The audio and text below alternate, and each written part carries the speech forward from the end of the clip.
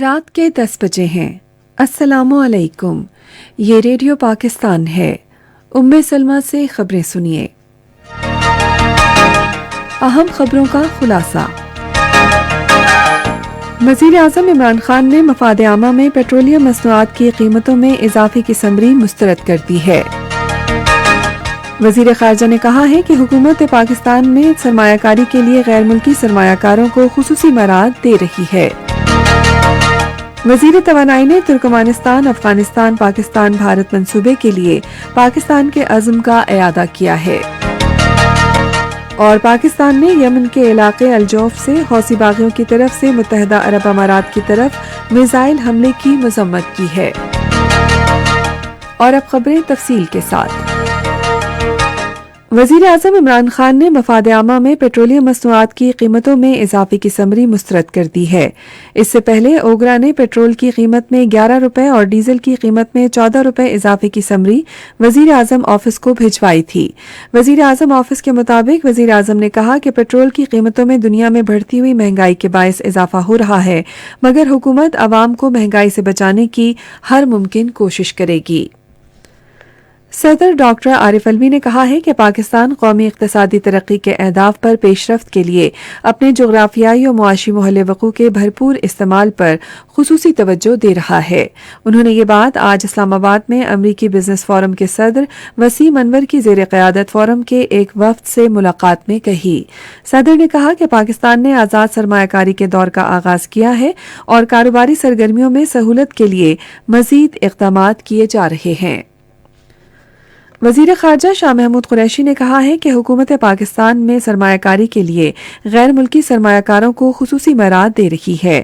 انہوں نے آج اسلام آباد میں ہالینڈ کی ایک کثیر ملکی کمپنی کے چیف ایگزیکٹو آفیسر سے گفتگو کرتے ہوئے کہا کہ موجودہ حکومت جیو اکنامک ترجیحات پر توجہ مرکوز کر رہی ہے۔ وزیر خارجہ نے کہا کہ پاکستان دودھ کی پیداوار میں دنیا میں تیسرے نمبر پر ہے۔ انہوں نے ہالینڈ کی کمپنیوں کو ڈیری کے شعبے کو توسیع دینے کے لیے اس میں سرمایہ کاری کی دعوت دی۔ وزیر داخلہ شیخ رشید احمد نے کہا ہے کہ جمعرات کو وزیر اعظم عمران خان کے دورہ چین سے دونوں ملکوں کے باہمی تعلقات مزید مضبوط ہوں گے۔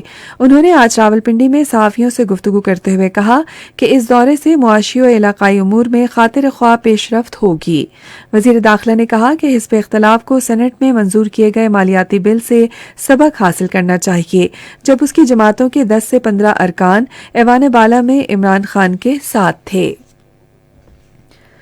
وزیر توانائی حماد اظہر نے ترکمانستان، افغانستان، پاکستان بھارت منصوبے کے لیے پاکستان کے عزم کا اعادہ کیا ہے۔ انہوں نے اس عزم کا اظہار آج اسلام آباد میں نائب وزیر خارجہ ترکمانستان ویپا حاجییف کی قیادت میں ایک اعلیٰ سطح کے وفد اور پاکستانی قیادت کے درمیان ایک ملاقات میں کیا۔ حماد اظہر نے قدرتی گیس کی اضافی مقدار کی پاکستان کی ضرورت کی بنا پر تاپی منصوبے کی جلد تکمیل کے لیے حکومت کے عزم کا اظہار کیا۔ قومی تحفظ خوراک و تحقیق کے وزیر سید فخر امام نے پاکستان میں پاؤڈر والے دودھ کی درآمد میں کمی کے لیے اس کی مقامی سطح پر پیداوار پر زور دیا ہے۔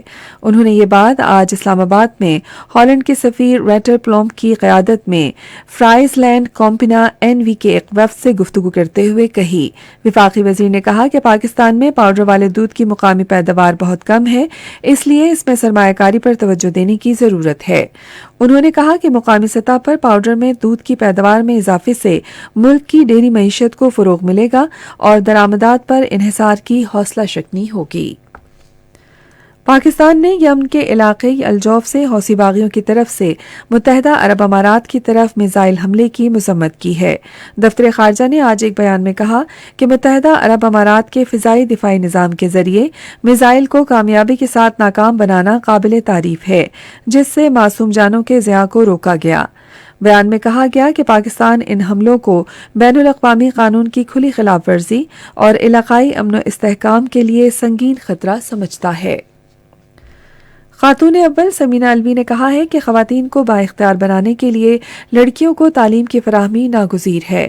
آج اسلام آباد میں ایک تقریب سے خطاب کرتے ہوئے انہوں نے کہا کہ حکومت کاروباری خواتین کو ان کے کاروبار کے لیے سہولیات فراہم کرنے کے لیے پرعزم ہے۔ انہوں نے کہا کہ صدر اور وزیر اعظم ملک کی ترقی میں مساوی مواقع فراہم کرنے کے لیے خواتین کو سہولیات کی فراہمی میں گہری دلچسپی لے رہے ہیں۔ انہوں نے کہا کہ خواتین مختلف شعبوں میں مردوں کے شانہ بشانہ بھرپور کام کر کے قوم کی خدمت کر رہی ہیں۔ اور روس نے کہا ہے کہ وزیر خارجہ سرگئی لاروف اپنے امریکی ہم منصب اینتھونی بلنکن کے ساتھ یوکرین کے معاملے پر کل ٹیلی فون پر گفتگو کریں گے۔ ماسکو میں صحافیوں سے گفتگو کرتے ہوئے روسی وزارت خارجہ کی ترجمان نے کہا کہ بالمشافہ ملاقات کی کوئی منصوبہ بندی نہیں ہے، جبکہ خطے میں کشیدگی کم کرنے کے لیے کوششیں کی جا رہی ہیں۔ اسی کے ساتھ خبریں ختم ہوئیں۔ مزید خبروں اور تجزیوں کے لیے آئیے ہماری ویب سائٹ پر، پتہ ہے radio.gov.pk، اور فیس بک کے link radio Pakistan news official پر براہ راست ویڈیو اسٹریمنگ بھی ملاحظہ کیجیے۔